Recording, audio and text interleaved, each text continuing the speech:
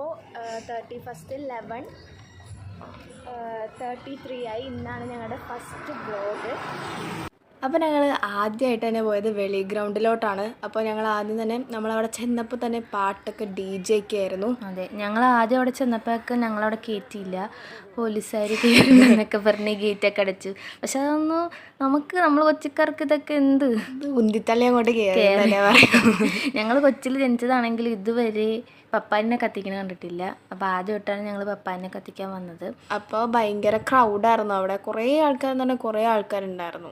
അതെ, എല്ലാ വർഷവും ഞങ്ങളിത് കാണാൻ വരാറുണ്ട്. പക്ഷെ പപ്പാനെ കത്തിക്കണത് മാത്രം ഇതുവരെ കണ്ടിട്ടില്ല.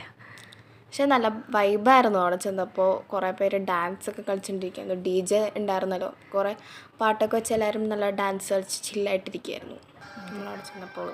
അപ്പോൾ കറക്റ്റ്